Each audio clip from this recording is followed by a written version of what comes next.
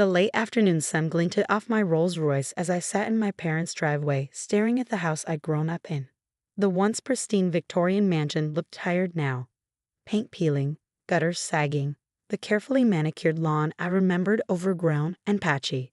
It was a perfect metaphor for my family's fall from grace. My mother's desperate phone call yesterday had caught me off guard. 7 years of silence, broken by tears and pleas for help. The house was in foreclosure. They needed $400,000, and they had nowhere else to turn. "Please, Lily," she had sobbed. "I know we haven't been there for you, but we're your parents. We need you." My name is Lily Chen, and at 35, I was about to show my family exactly what their disappointment of a daughter had become. The last time I'd seen them, I was 28, and they were cutting me off completely, financially, emotionally, completely, because I'd refused to take over the family's failing import business. "You're throwing away everything we built for you," my father had shouted that day. "All our sacrifices, all our plans, worthless." What they didn't know was that I'd already been building something of my own. While they were pushing me to follow their path, I'd been quietly developing a revolutionary AI algorithm. The day they disowned me, I had already secured my first round of venture capital funding. Now, 7 years later, my tech company, Neural Dynamics, was worth billions. I kept my success quiet, staying out of the press, letting others be the public face of the company while I focused on innovation. My parents, caught up in their own drama, had never bothered to look into what had become of their disappointing daughter. Taking a deep breath, I stepped out of the car. The click of my Louboutins against the cracked concrete walkway seemed to echo in a quiet neighborhood. Before I could reach the door, it flew open. "Lily," my mother exclaimed, her eyes widening at my appearance. The daughter she'd last seen in jeans and a hoodie now stood before her in a tailored Channel suit, wearing jewelry that cost more than their mortgage. "Hello, Mother," I said calmly. "May I come in?" She stepped aside, flustering with her hands like she always did when nervous. Of course. Your father's in the living room. We weren't expecting you so early." I followed her through the foyer, noting how the once elegant house had fallen into disrepair. The antique furniture was dusty, the Persian rugs threadbare. The pride of the Chen family had clearly seen better days. My father sat in his favorite leather armchair, looking older and smaller than I remembered.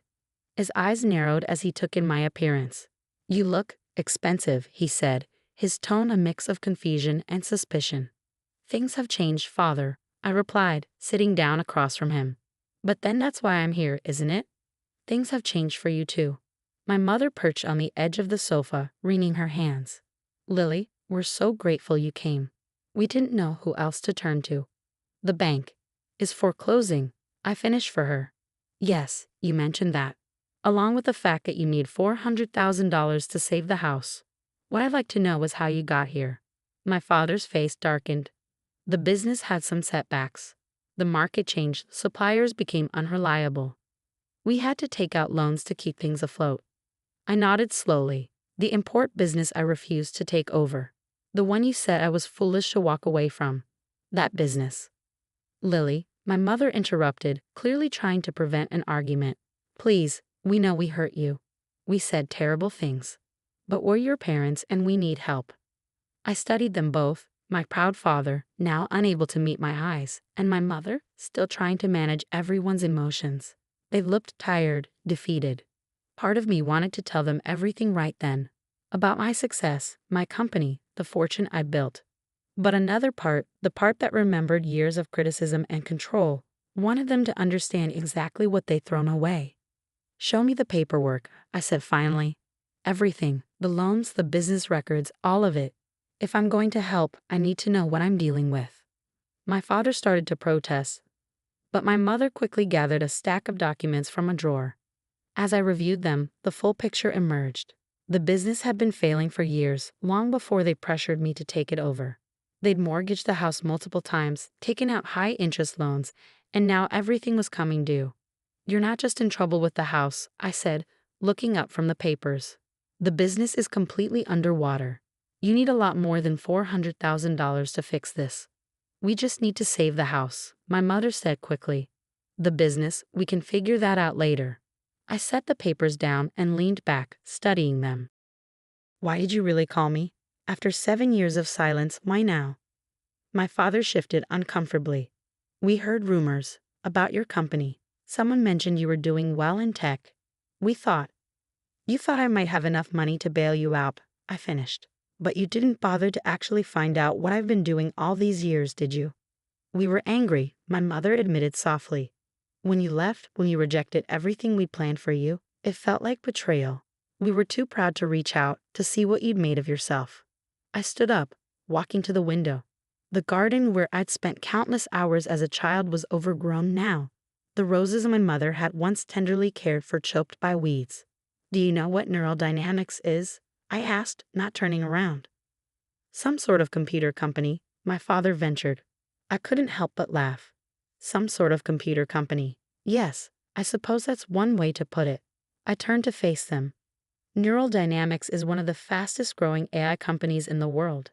Our technology is revolutionizing everything from healthcare to climate science, and I founded it. The silence that followed was deafening. My parents stared at me, their expressions a mix of shock and disbelief. That's impossible, my father finally stammered. You never had that kind of business experience. I had something better. I cut in. I had vision. I saw where technology was going while you were clinging to an outdated business model. The daughter you dismissed as a disappointment built something worth billions. My mother's hand flew to her mouth. Billions? Yes, I said simply. Which is why your request for $400,000 is actually quite modest. The question is, what are you really asking for? Money? Or something else? They looked at each other, decades of shared history passing between them in a glance. My father's shoulders slumped, and for the first time in my life, I saw tears in his eyes. We were wrong, he said, his voice rough with emotion. About everything. The business, your choices, you. We were so convinced we knew what was best that we couldn't see what you were capable of. I felt my own eyes stinging but kept my voice steady. And now that you know I have money, that I'm successful by any measure, is that why you want to reconnect? No, my mother cried. Lily, please. The money, yes, we need help. But seeing you today, realizing what you've achieved. We're proud of you. We should have been proud of you all along. I sat back down, letting my parents' words settle in the room. Pride. After 7 years of silence, after dismissing everything I'd worked for, they were proud. The irony wasn't lost on me. Here's what's going to happen, I said, my voice calm but firm. I'm going to help you, but not just with money. This is going to be about rebuilding everything, including our relationship, and it's going to happen on my terms. My father started to speak, but I held up my hand. Let me finish. First, I'm going to have my team do a complete audit of your finances. Everything. No secrets, no hidden debts. I need to know exactly what we're dealing with. Your team? My mother asked softly. Yes, mother. I have a team of financial advisors who manage my assets. They'll handle this professionally and discreetly. I pulled out my phone and sent a quick text to Sarah, my chief financial advisor.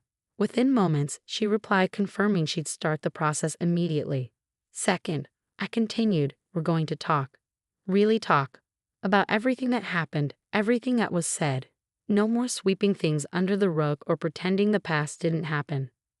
My parents exchanged nervous glances. The Chen family had never been good at emotional honesty. We were masters at avoiding difficult conversations, letting resentment build until it exploded. And third, I said, standing up, you're going to come see what I've built. Tomorrow, I'm taking you to Neural Dynamics. It's time you understood exactly what your daughter has achieved. The next morning, I picked them up in my Rolls Royce. My mother had made an effort to dress up, wearing one of her old designer suits that now hung loose on her frame. My father looked uncomfortable in a tie that had seen better days. As we drove through the city, heading toward the gleaming towers of the tech district, my mother kept glancing at me. What is it? I finally asked. You seem so different, she said. Confident, in control. I smiled slightly. I always was, mother. You just never saw it because it didn't fit your image of who I should be.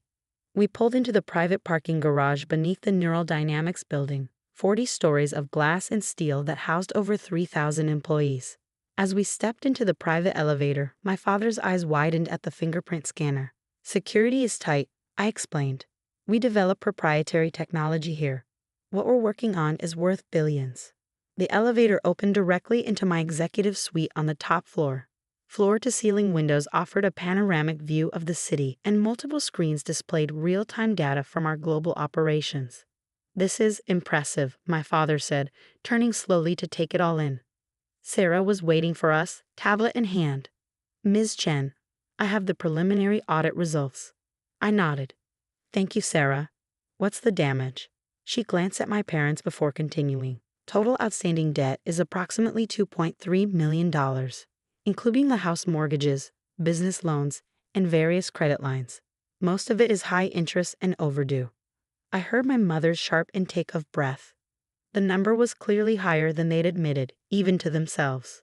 "Options?" I asked. "We can clear it all immediately if you want," Sarah replied, "or set up a structured payment plan if you prefer to handle it that way." My father's face had gone pale. "$2.3 million," he whispered.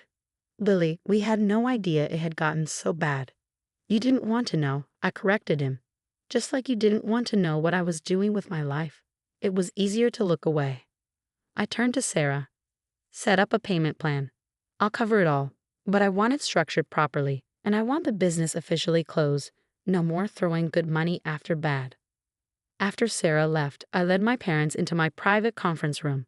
The walls were lined with awards and press coverage, articles about neural dynamics innovations, my patents, our company's impact on various industries. "This is what you walked away from," my mother said, reading one of the headlines, "when you refused to take over the family business." "No," I corrected her. "This is what I walked toward. You saw it as walking away because you couldn't imagine anything beyond what you had planned for me." I sat down at the conference table, gesturing for them to join me. "Do you know why I succeeded?" I asked. "Because when you cut me off, when you took away everything I was supposed to depend on, you accidentally gave me the greatest gift of all, freedom. Freedom to fail, to try, to build something without the weight of your expectations." My father's hands were trembling slightly as he clasped them on the table. "We thought we were doing what was best for you, protecting you. The family business, it was supposed to be your security. But it was never what I wanted," I said softly. "And you never asked. You just assumed your dreams should be my dreams. And look what your dreams built," my mother said, gesturing at the room around us. "While we were clinging to the past, you were creating the future." We spent the next few hours talking, really talking, for the first time in years. They told me about their struggles as the business declined, their fear of losing everything, their regret over pushing me away. I told them about the early days of neural dynamics, the risks I took, the nights I worked until dawn believing in my vision. "There's something else you should know," I said finally. "I'm not just successful, I'm wealthy beyond anything you could imagine. The company is worth billions, yes, but my personal net worth is over $47 million. My mother's hand flew to her mouth. My father seemed to age 10 years in an instant, the full weight of their rejection finally hitting him. "All this time," he whispered, "while we were drowning in debt, too proud to admit our mistakes, too proud to reach out to your daughter, I finished for him." "Yes, but that's the past. What matters now is what we do going forward." I pulled out a folder and placed it on the table. "This is my proposal. I'll clear all your debts through a structured payment plan. The house will be put in a trust. You can live there for the rest of your lives, but it will eventually become a foundation to help young entrepreneurs. The family business will be closed properly, with all employees receiving generous severance packages." They nodded, understanding that this wasn't up for discussion. "But," I continued, "this isn't just about money. I want us to try being a real family, not the one you tried to force me to be part of, but something new, something honest. That means therapy, both individual and family sessions. It means regular dinners, real conversations, and genuine efforts to understand each other." "You don't owe us any of this," my mother said quietly. "After how we treated you." "No, I don't," I agreed. "But I'm not doing it out of obligation. I'm doing it because despite everything, you're my parents. And maybe it's time we all learned how to be a family without expectations or conditions." My father reached across the table and took my hand, the first time he touched me in 7 years. "Thank you," he said, his voice rough with emotion. "Not for the money, but for giving us a chance to make things right." Over the next few months, we began the slow process of rebuilding. The family therapy sessions were difficult, Years of resentment and misunderstanding don't disappear overnight. But gradually, we started to understand each other better. My parents moved into their newly renovated house, now maintained by the trust I'd established. My mother started volunteering at a local youth center, mentoring young girls interested in technology. My father, free from the burden of the failing business, discovered a passion for teaching business classes at a community college. One evening, about 6 months after that first reunion, we sat in their garden. I'd had it restored to its former glory, the roses my mother loved blooming once again. "Do you remember," my mother said, sipping her tea, "how you used to sit out here with your laptop, working on what you called your projects? We thought you were just playing games, avoiding real work." I smiled.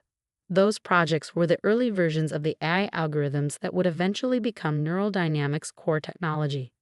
"We were so blind," my father added, "so caught up in our own vision of success that we couldn't see you were already successful, just in a way we didn't understand." "The past is the past," I said, watching the sunset paint the sky in shades of pink and gold. "What matters is that we're here now, learning to see each other clearly." My phone buzzed. A message from my team about a new breakthrough in our latest project. Looking at the message, then at my parents, I felt a sense of completion. I had succeeded not just in business, but in something far more challenging, forgiving, growing, and building a new kind of relationship with my family. "I have some exciting news," I said, putting my phone away. Neural Dynamics is launching a foundation to support young entrepreneurs from underprivileged backgrounds. We're calling it the Chen Innovation Fund. My parents' eyes widened.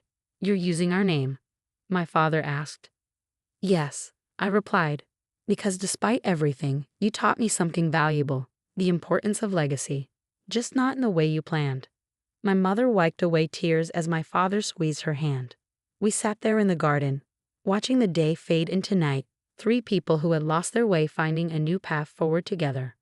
Sometimes the greatest success isn't measured in dollars or achievements, but in the ability to transform pain into purpose, resentment into reconciliation, and broken relationships into something stronger than before. As I drove home that night, I thought about the long journey that had brought us here. From the daughter they rejected to the successful businesswoman who could save them, from a family broken by pride to one slowly healing through honesty and effort. My phone buzzed with a text from my mother. "Thank you for not giving up on us. We love you." I smiled, thinking how far we'd all come. Sometimes the hardest part of success isn't achieving it, it's learning how to share it with the people who once doubted you could succeed at all.